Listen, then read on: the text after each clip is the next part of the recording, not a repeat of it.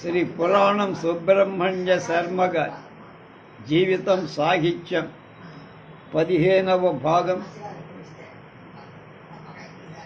Madhuravani interview 9/11/20 Tripuraneni Ramaswamy చౌదరితో interview. Chowdary గారు హోటల్లో tiffin చేసి కాఫీ తాగి సిగరెట్టు పీలుస్తూ రాసుకో అంట. ప్రొప్రైటర్ చిరునవ్వునవి రాసుకున్నదే అంట తృప్తిగా. నెలాఖరుకు ఒకసారిగా పైకం ఇచ్చేవా. చౌదరి గారు హోటల్ ఆయన చిన్నప్పటి నుంచి స్నేహితులు. ఏదో గొడవలకి ఇద్దరూ మాట్లాడుకోరు, కానీ చౌదరి గారు రాకపోతే పిచ్చెత్తినట్లు ఉంటుంది హోటల్ ఆయన. అది వాళ్ళ స్నేహం. శంకరుడి ఎంత వేదాంత శాస్త్రవేత్త అనియగా అహం బ్రహ్మాస్మి అనునుగాక నాకు నేనే నమస్సులనొచ్చు పొందు అది ఆది మధ్యాంత శూన్యుడనైతినట్టు. అది తిరుపతినేని గారు పద్యంచారు. మధుర భేష్ భేష్, మీకు మీరే నమస్కారం పెట్టుకున్నారు కనుక నమస్కారం అండి చౌదరి గారు. అనావసిన ప్రమాదం తప్పించారు. నమో నమ. బందరునందు నాకు గల 4 శిష్యులు స్కూలు శిష్యులై అందగు శ్రద్ధతో నితడ నారతమింటికి కూడా వచ్చి అందందలి మర్మములు తెలియ నా స్థలాగడుల నా ఆస్తగలాడగుటన్ వరించే మీ వీనిన్ తగురీతిమై త్రిపురనేని సాహిత్యకైత తోడు మీ ప్రియ శిష్యుణ్ణి నాకు పరిచయం చెయ్యటం కోసం తమరు స్వయంగా రావాలా? కబురంపితే నేనే వచ్చి తమ పాదాల చెంత వలిదాన్ని. అతడొకంటే కాదు కవి ఈతని సోదరులెల్ల కైతలో జాతురులు వారకుట జన్మకు వంశపు హక్కుగాని ఈ కైత బలాత్కులింకులిన కంతయనం బని లేదు శిష్యతా భూతియుక కమ్మదనపున్ పసగట్టి గ్రహింపుడీ. మా రామస్వామి అదొక రకం. నిన్ను సరిగా గుర్తించి మర్యాద చేస్తాడు లేదు అని చెల్లపిల్ల ఎక్కడికో పోయి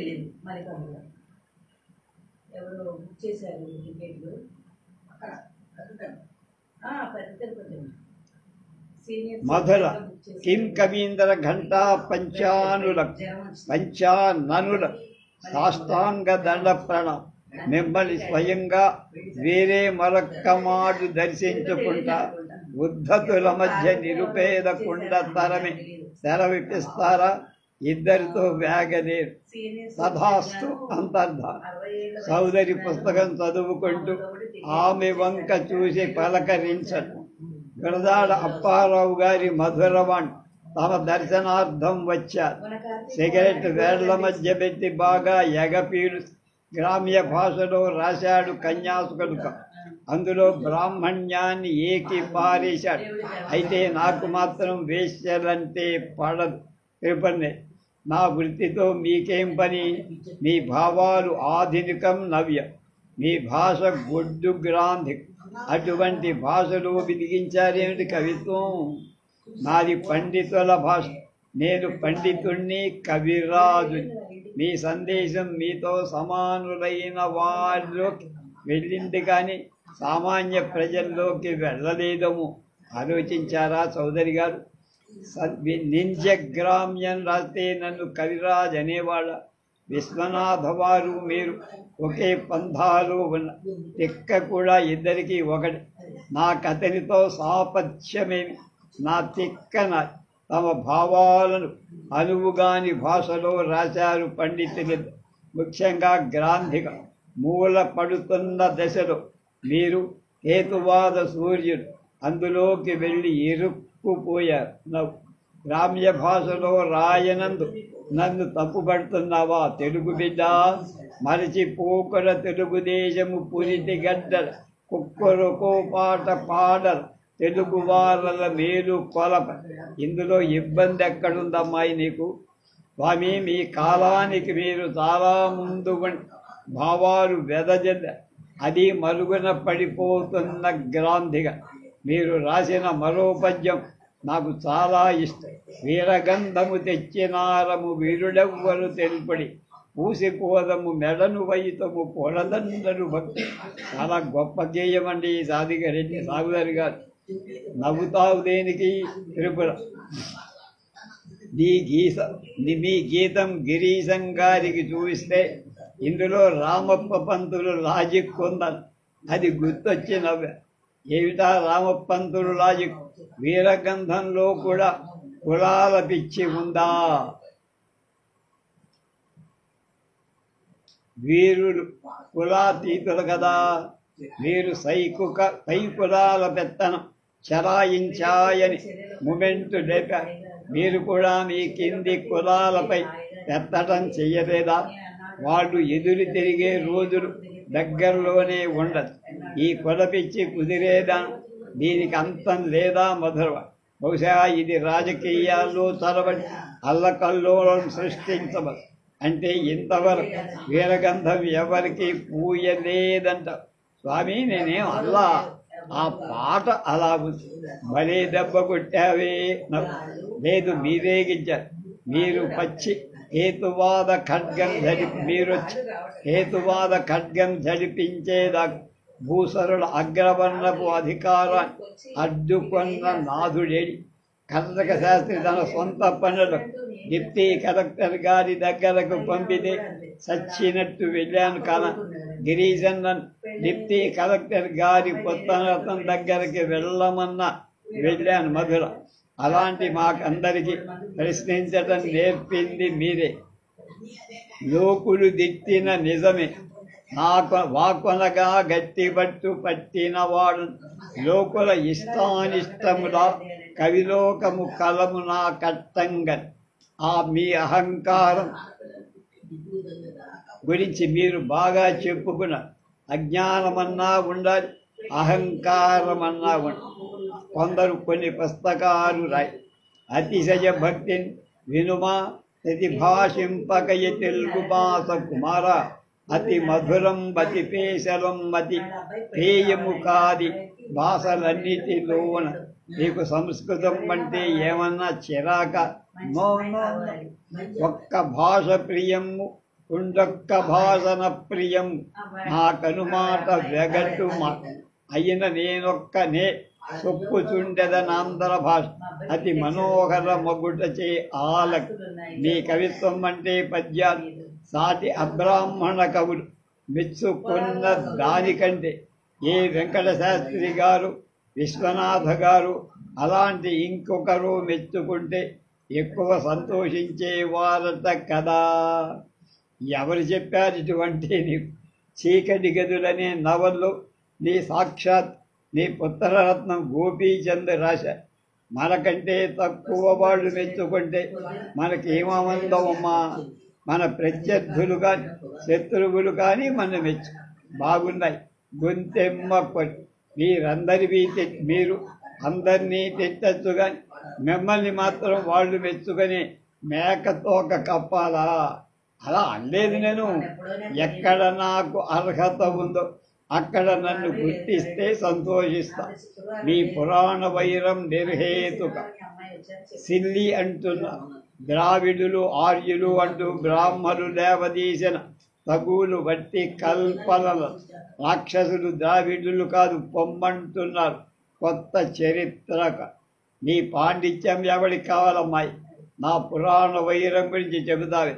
భూత పురాణము గాది పాత పురాణమును కాదు.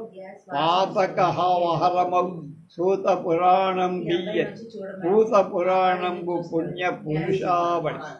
కావుడు ఆర్యుడు, రావణుడు ద్రావిడ బ్రాహ్మణుడు, శూర్పణఖ రాక్షసి అంటే ద్రావిడ. ఇదంతా కాదంటే ఎలా? రాముడు ధర్మప్రభు, శూర్పణకు ముక్కు చెవులు కత్తిరించారంటే అటువంటి నేరాలకు అలాంటి శిక్షలుండేవి ఆ కాలంలో. మీరు ఇంగ్లాండ్ వెళ్ళొచ్చు. ఆ దృష్టితో మాట్లాడటం తప్పు కదా. మీకు వెనక దృష్టి లేదు. నేనెవరినో తెలుసా? రాముడికి స్వామి అంటే రాముడికి మొగుడు. ఏమనుకుంటున్నా? స్వామి అనేది గౌరవ విశేషమే తప్ప అక్కడ షష్ఠీ తత్పురుష లేదు. అంటే తత్తు యొక్క ఆ రాముడికి స్వామి అనదగువారు లేరు అంది మధుర. అది కాకున్నచో రామస్వామి అనునదా ప్రజాస్వామిక సూత్రాలు ఆనాడు లేవు స్వామి. మనుషులంతా సమానమని ఎవరన్నారు? చాతుర్వర్ణాలు ఒకటిగా. శూద్రుడు తపస్సు చేయటం తప్పు మరణదండ విధించారంటే శూద్రుడు చెయ్యాల్సిన విద్యుక్త ధర్మం ఎవరు చేస్తారని కదా. అయితే శ్రీరాముడు శంభూకుణ్ణి వధించటం రైట్ అంటావా? రైతు రాంగు అంటూ మాట్లాడుతున్నారు మీరు. ఇంగ్లాండ్లో చదివి రామాయణ కాలం త్రేతాయుగం అంటే కొన్ని లక్షల సంవత్సరాల క్రితం లేదా వందల సంవత్సరాల క్రితం రాజనీతి పరిపాలనా క్రమం అలా ఉన్నాయన్నమాట అంది మధుర. చెట్టు చాటు నుంచి వారిని చంపడం సబబేనంటావా? అలా సీతకు అగ్ని పరీక్షాదులైతే ఆవిడ్ని ఆవిడికి తోలయ్యడం రైట్, శంభుకుణ్ణి చంపడము రైట్ అంటావు కావు.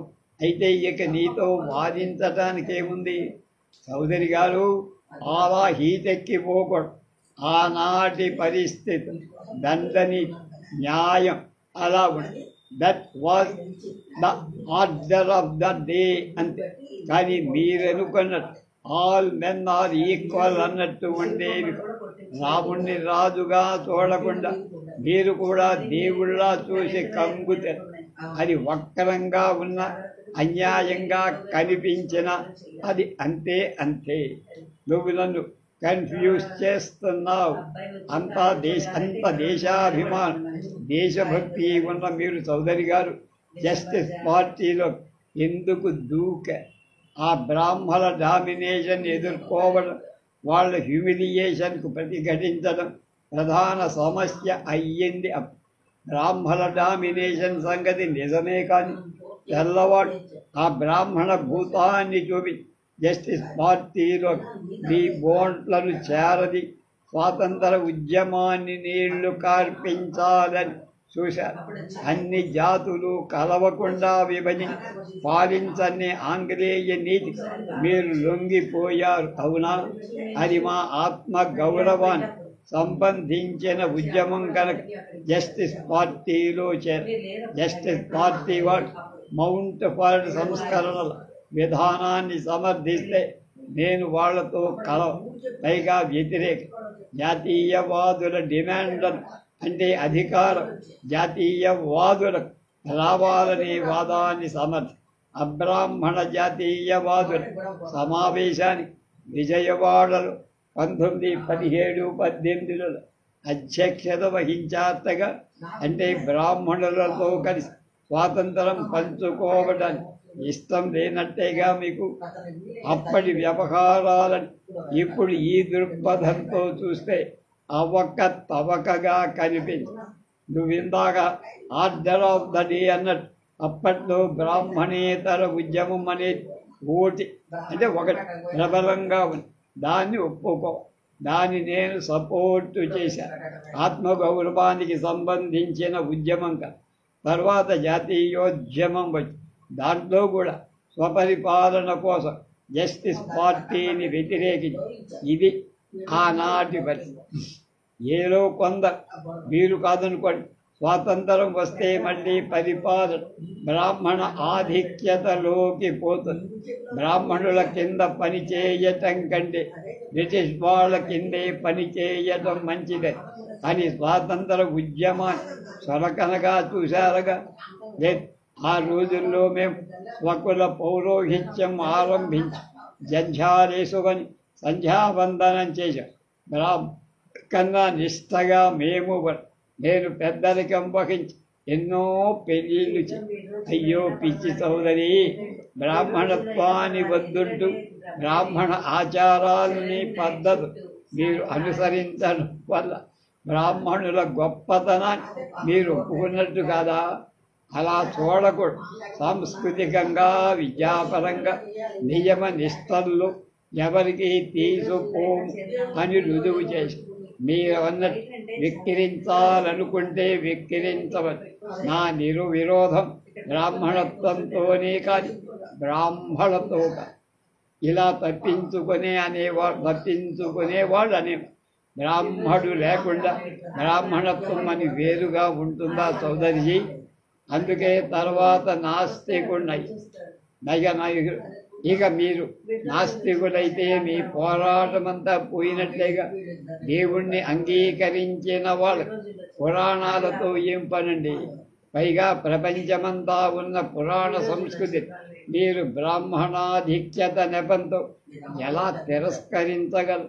మన పురాణాలన్నీ బ్రాహ్మణ ఆధిక్యతతో రాసిన ఉక్కిటి గాథలంట.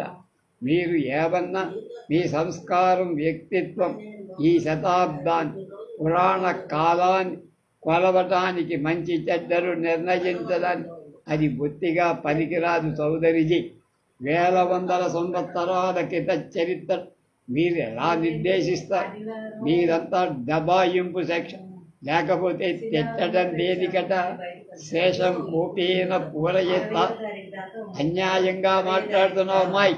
నా వ్యక్తిగత కక్షతో నేను ఇదంతా తిరిగి రాయలా?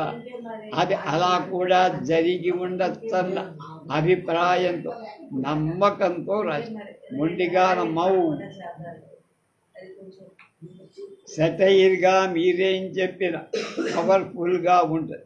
కానీ మీరు చెప్పిందంతా మీరు నమ్మేసరికి సోదరి గారింత అమాయకుల అని జాలేస్తుంది స్వామి.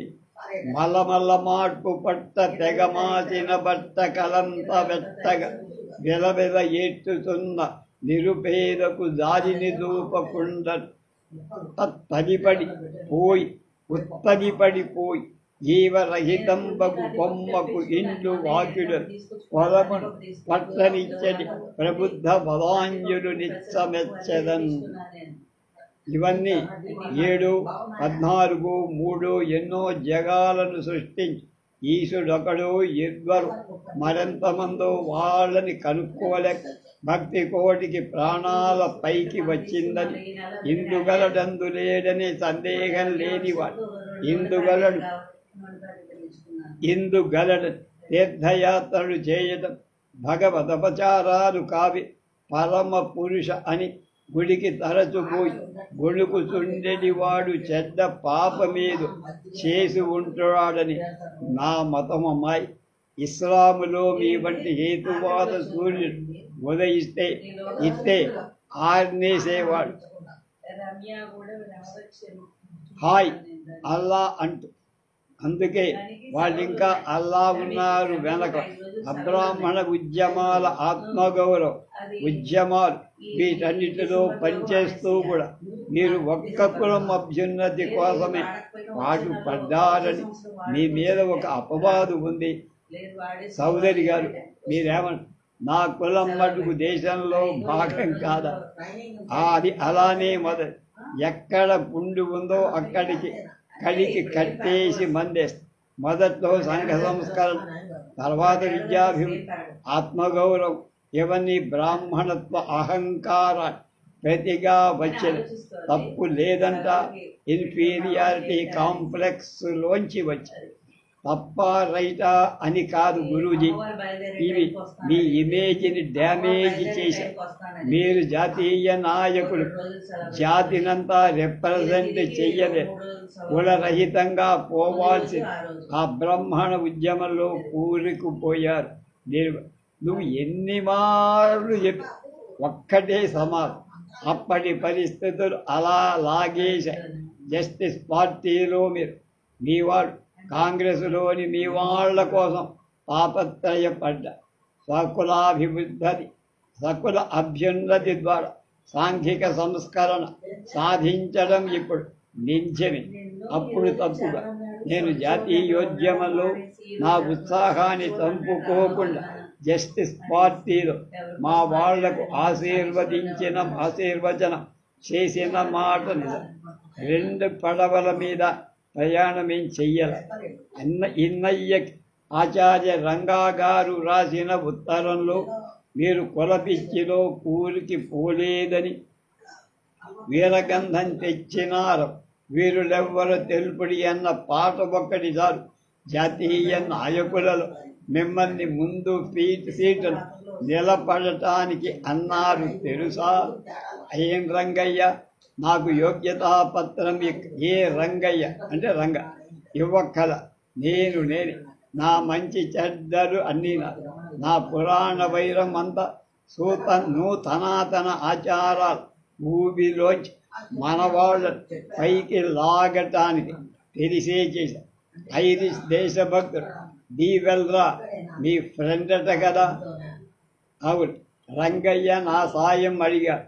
కమ్మ పత్రికను రైతు పత్రికగా మార్చాము. అందుకంటే కమ్మవారితో పాటు రెడ్డు తెలగలు రాజు కొందరు పంచములు కూడా రైతుల్లో ఉండేవి. రైతాంగం సమస్యలను ప్రభుత్వ పీడను బ్రిటిష్ సర్కార్ దృష్టికి తేవడం ఈ పత్రిక ఉపయోగపడి దానికి నేనే ఎడిటర్ని. కమ్మవారిని ఇతర కులాలతో జాతీయ ముఖ్య స్రవంతిలో కలపటానికి చేసిన ప్రయత్నాన్ని మీ వాళ్ళు అడ్డుకోలేదా? అది సహజం. అడ్డుకుంటే నేను వాళ్ళని ఎదిరించి తేరగేసి చెప్పేది అందరం కలిశాక ముందుకు పోదామని. రైతు పత్రిక రంగయ్య ఇంగ్లీష్ లెటర్ గురించి సామ్యవాద భావాల గురించి అక్కడి పరిస్థితుల గురించి రాసేవాడు. రంగయ్యకు కమ్మవారితో పేచీలు వస్తే నేనే అడ్డుపడేవాడు. సెంట్రల్ గవర్నమెంట్ వారు మా గురదాడ అప్పారావు గారి పోస్టల్ స్టాంపు వెయ్యలేదు కానీ మీకు వేశారు. ఆ గౌరవం మీకు దక్కింది. మధురవారు ముసిముసి నవ్వులు ఈ లక్షణాలన్నీ ప్రతి తెలుగువాడిలో ఉన్నాయి. మీరు 100కి 100 పాళ్ళు తెలుగు అయినా మిమ్మల్ని ద్వేషించడం తేలిక, ప్రేమించడం కష్టం. సూతాశ్రమంలో రామస్వామి చౌదరిగా సిగరెట్ దర్జాగా పీలుస్తూ ఉంటారు. పాయక పూర్వగాథలని ప్రత్న కవీంద్రుడు నేటి రాక దాకా రామాయణ భారతాది కృతలన్నీయు రాసిరి తిప్పి తిప్పి ఏదో కబ్బమంతు దళకొక్కటి అక్కడ నూతనాంశమేదో ఒకటే తెలుపవని గ్రంథ సమూహమే. నూతనాంశాలని మీరు అనుకున్న వాటి మీకు వదిలేశారేమో. నేడు హైందవంలో వేదాలు వైదొలగే, ఉపనిషత్తులు తపలాడుతూ, స్మృతులు శిరసుపై, పురాణాలు భుజాలపై, ఆచారాలు అర్రు పైకి ఎక్కి హిందువులను అణగతూ ఈ పైశాచిక శాసనంలో కుల వైషమ్యం ఇది కావ్య జగత్తులో కూడా పాకింది కటకట. వేశ్యలు సంస్కృతం చదువుకోవచ్చన్నారే, ఇంకెవరికి పర్మిషన్ లేదు. అప్పకవి శూద్రుల రచనల గురించి పాయసమైనను మృష్టాన్నమైన సంస్కార పక్వము కాకపోతే హవ్యానికి పనికిరాదన్నాడు తిరుపనేరి. అందుకే పాపం చిన్నయ్య సూరి గాని చిత్ నయసూరి అన్నారు. అంటే జ్ఞానాన్ని దొంగిలించడంలో సమర్థుడని వేళాకోళం చేశారు. పాపం తరగతిలో శూద్రుడు కూర్చుంటే వాళ్ళని చూడకుండా వాళ్ళ వైపు వీపు పాఠం చెప్పేవారట పండితులు. గిడుగు రామ్మూర్తి పంతులు గారు తాపీ పాఠం చెప్పేవారట. వ్యాపకారిక భాష వ్యతిరేకిస్తున్నారు. సూతుడు శౌనకాది మహామునులకు చెప్పినట్టు వైశంపాయన జయ జనమే జయునకిత్తనియే అన్నారు భారతంలో. కానీ నా పేరం వెలయించి నా మెడకు అంటంగట్ తద్గ్రంథములు నాపై నేరము మోపగా తర అన్యాయంబు న్యాయంబుగా పాపంబు సుకృతంబుగా రచయింపంజారిన వారెవ్వరు నాపై పెట్టిన ఎట్టి ఈ అగడు మాన్పంగా ప్రయత్నించదు అని సూతుడు నాతో గోలపడితే నేను సూత పురాణం భగవద్గీత తిరిగి రాయాల్సి వచ్చి ద్రావిడులు ఆర్యుల పోరాట దృష్టిలో ఉంచి కౌరవులదే రాజ్యం, పాండవులకు హక్కు లేదని వాదించారటమే. అందుకోసం కురుక్షేత్ర సంగ్రామం నాతో పెంజాల సుబ్రహ్మణ్య శాస్త్రి గారు కూడా ఇదంతా ఈ ఆంగ్ల విద్యా ప్రభావం వల్ల పురాణాలను గుడ్డిగా స్వతంత్రంగా చేసిన ఆలోచన పడి మీరు రాజ్యాధికారం కౌరవులదేనని రాసి కానీ మూలంలో స్పష్టంగా ధృతరాష్ట్ర అంధుడవటం చేత రాజు కాలేదని పాండురాజే రాజయ్యాడని కానీ పాపం పాండురాజుకి ఉన్న జ్యేష్ఠ భ్రాతృ గౌరవం చేత అతనికి పెద్దరికం ఇవ్వడం తను నిరంతర దిగ్విజయాత్రలో రాజధాని లేకపోవడం చేతన ధృతరాష్ట్ర స్థాన బలిమి చేత వచ్చిన అధికారాన్ని నిలుపుకొని ధర్మరాజుకి పూర్తి రాజ్యం ఇవ్వాల్సి ఉండగా కొంత రాజ్యం మాత్రమే దుర్యోధను ప్రధానమైన హస్తినాపురం సంక్రమించేట్లు చేశాడు కదా చౌదరి గారు. అంచేత కౌరవులదే న్యాయం, పాండవులది కాదు స్వామి. పంచమ వేదానికి నేను పట్టించిన దుర్గతి నన్ను మతద్రోహి అన్న. ఆ రోజుల్లో తిరుపతి వెంకటగౌడు పాండవ నాటకాల మీద వీర విహారం చేసి కౌరవ అధర్మపరుడు ధర్మరాజు ధర్మపక్షం అవలంబి శ్రీకృష్ణుడి సాయం ధర్మ ప్రతిష్టాపన చేశాడని విశ్వాసం ప్రగాఢంగా. అప్పుడే నాకు భారత కథలోని అంతరత్వం పై అనుమానాలు కలిగి హేతువాద దృక్పథంతో భారతం క్షుణ్ణంగా చదివి నా కురుక్షేత్ర సంగ్రామం 2వ అంకంలో సంజయ పాత్ర ముఖంగా కురు సామ్రాజ్యాధిపత్యం ధృతరాష్ట్రుడిలోనే కాని పాండురాజుకు లేదని సహేతుకంగా చెప్పా. నీవు చెయ్యని పని నువ్వు చేశావని చల్ల పిల్లవారు కూడా అన్నారు మెచ్చుకు. అయితే పాత పురాణాలు ఇతిహాసాల మీరు తూర్పార పట్టడం సంఘ శ్రేయస్సు ఎలా అవుతుందండి? మానవ సంఘం బాగుపడాలంటే కాలాన్ని బట్టి కొత్త నిర్మాణాన్ని సాగిస్తూ కానీ అంతవరకు సంఘంలో ఉన్న కట్టుబాటు దీన్ని సాగని. కాబట్టి వాటిని పెంచాలంటే కురుక్షేత్ర సంగ్రామంతో మొదలు డిఎల్ రాయ్ నాటకాల్లో శంభుక వధ గురించిన నాటకం కూడా ఉందిట కదా మధురం. అయితే సామాన్యులకు తెలియదు. మైరే శంభుకుడు కానీ శంభుక వధ శ్రీరాముడు అప్పటి వ్యవస్థ అలా ఉంది ఎందుకు ఉండేదని ప్రశ్నించడం వేరే విషయం. నేరాలు ఎలాంటివైనా దండన నేటి పాకిస్తాన్ లాగా ఉంది. రాష్ట్రకృతం పాపం రాజపాపం పురోహిత అన్నట్టు పాపం వశిష్ఠుడి మీదంతా పడిపోయింది. రామస్వామి గారు చౌదరి గారు రామాయణంలో ఆర్య ద్రావిడ సంఘర్షణ తెచ్చిపెట్టారు. రాక్షసులు ద్రావిడులు అనటానికి ఆధారాలు ఏమిటి? ఆర్య జాతి ద్రావిడ జాతిని ఓడి అసురులని దస్యులని పిలిచి వాళ్ళని దుర్మార్గులుగా నిరూపించి జయించి బానిసలుగా చేసుకొని శూద్రుడుగా వ్యవహరించి వారికి ఏ హక్కులు లేకుండా చేసి పురాణాలు స్మృతులు ఈ భిన్న జాతులకు ఏర్పరచిన శాసనం కనుక అవి ప్రమాణాలు కావు. పాశ్చాత్య పండితులు ఆర్యులపై ఉంచి వచ్చారనే ద్రావిడు ఇక్కడి వారేనని నిర్ధారణ చేసి రాక్షసులు ద్రావిడు అవడానికి ఆధారాలు లేవట. అసలు ఆర్యులు ఎక్కడి నుంచి వచ్చారో ఇంకా తేళ్ళ. ద్రావిడులు కూడా ఇక్కడి వాళ్ళు కాదని కొందరంటారు. ఆర్యులు ద్రావిడులు 2 విభిన్న జాతుల వాళ్ళు కారణం. 2 భాషలు మాట్లాడేవారు ఒకే జాతి వాళ్ళని కొందరంటారు. కనుక జన్మతః దాక్షిణాత్యులైన ద్రావిడ విదేశీయులైన ఆర్యులు ఆక్రమించారని కవిరాజు గారి ఊహ సరైంది కాదు. పైగా రాముడు మీకు అర్థం కానంత మాత్రాన రాక్షసులు అంతా మంచివాళ్ళు ఎలా అవుతారండి చౌదరి గారు? నా శిల్పం అంతా ఆర్య ద్రావిడ సంఘర్షణ మీద పూర్తిగా ఆధారపడి ఉంటుంది. అది రామాయణమైన శంభుక వధ అయిన మరోటే. స్వామి రామస్వామి నాయక ప్రభావం నీ మీద ఏదైనా ఉందా? రామాయణం నేను ఊహించి నేను చెప్పినట్లే జరిగి ఉంటుంది. ఆర్యుల సంస్కృతి విజ్ఞానం మనకు బాగా తెలుసు కదండి చౌదరి గారు. మీరు మంచివారు అనుకుంటున్న రాక్షసుల గురి, వారి మంచితనం గురి మనకేమీ తెలియదే. ఎక్కడ తాటకిని శూర్పణకుడు మీరు నార్ల గారు మెచ్చుకున్నారట.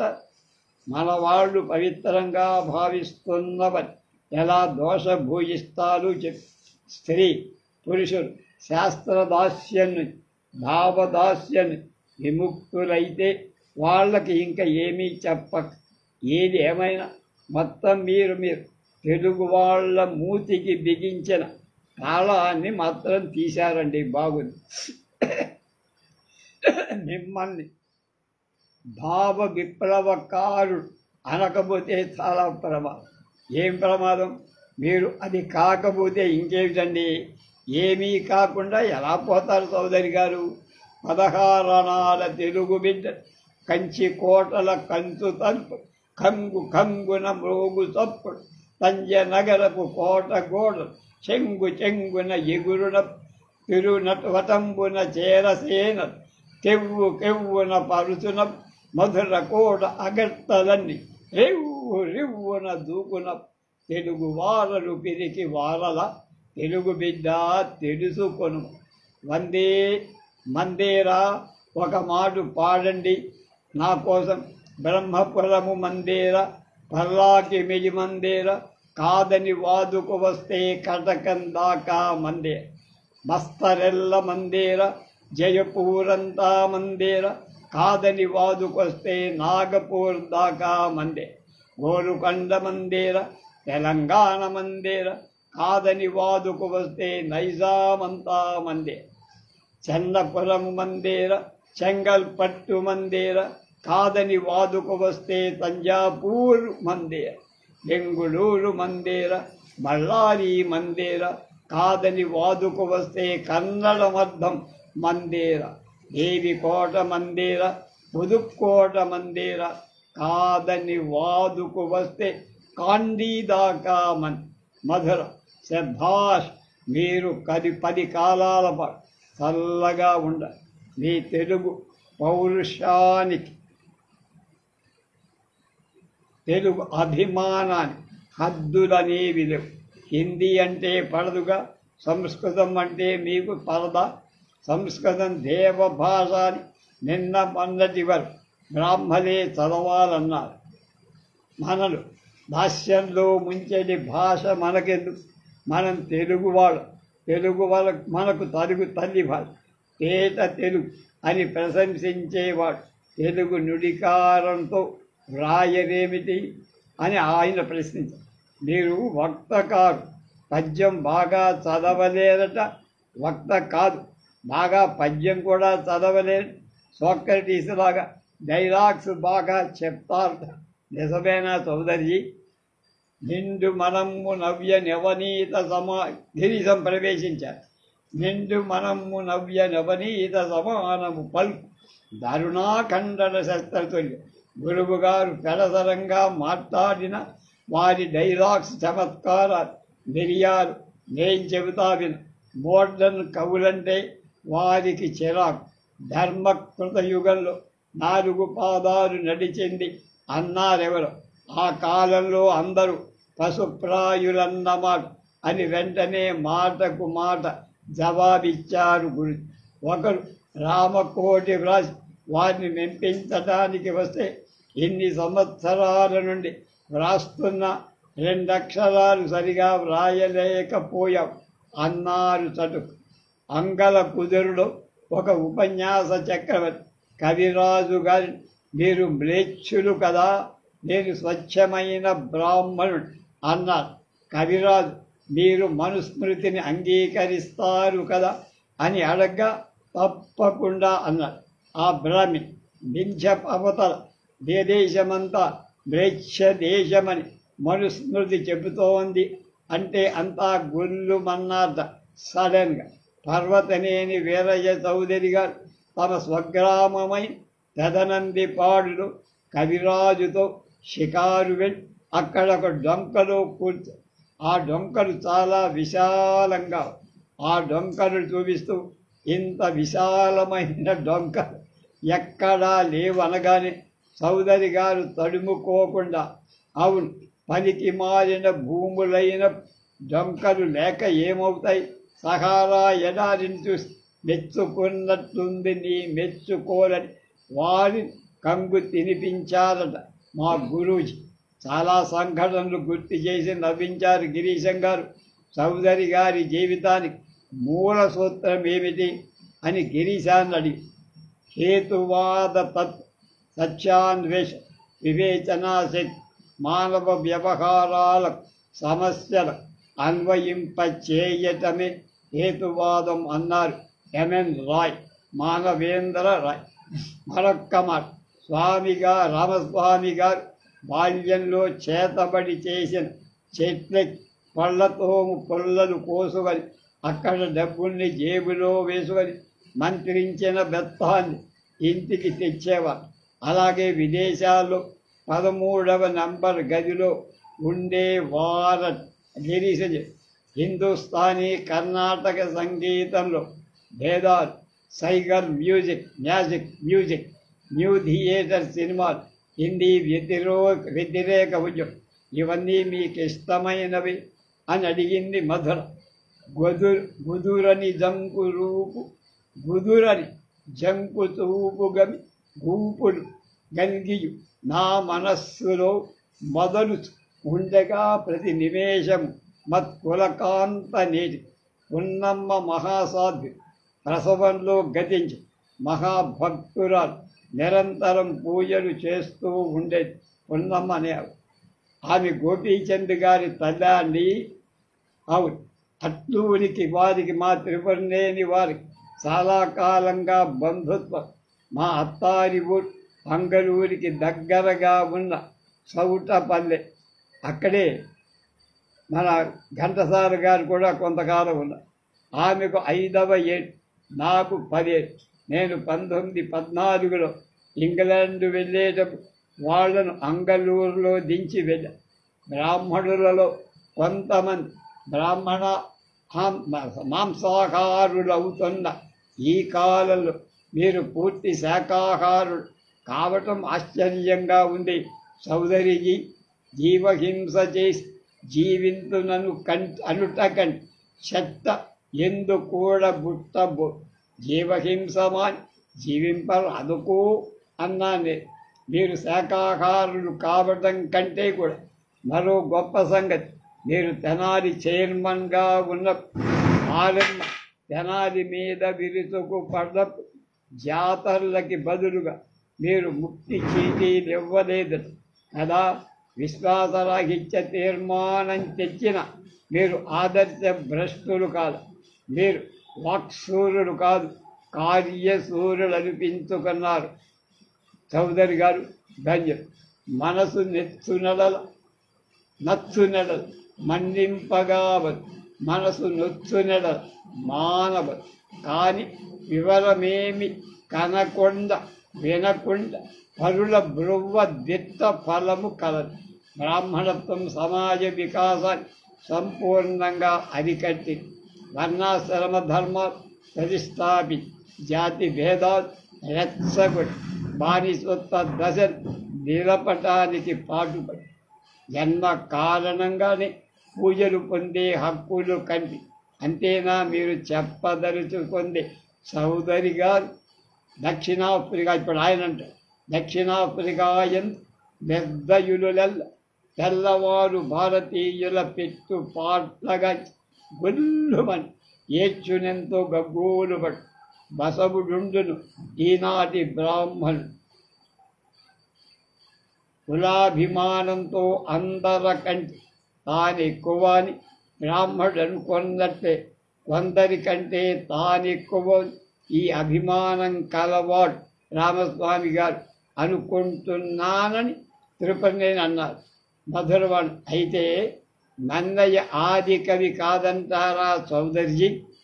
జోలె పాటలు నెచ్చి ఏల పాటలు చెచ్చి ప్రోడ పిల్లయ్య పాతరలాడనెచ్చి తెలుగు కబ్బపులన్ తెలివితోడ ఇంటియే కాని నన్నయ్య వింతగా ఉనికి గంటము చేపట్టి కణతదలద అదర కైత పుట్టించే అనుమాట కళ్ళమాట అన్నాడట. మధురవ ఇప్పుడు శూద్రవర్గం పై వర్గాల మీదకు విప్లవం చేసి అధికారాన్ని వశం చేసుకుంటుందనుకోండి. ఇక దళిత వర్గం ఈ శూద్రవర్గం మీద విప్లవం చేస్తోంది అధికారాన్ని వశం చేసుకోవడానికి. తెలుసు కదా, సిగరెట్ బాగా పీలుస్తూ ఏముంది, బ్రాహ్మ క్షత్రియ వైశ్య శూద్రులందరి మీద దళితులెక్కిపోతారు.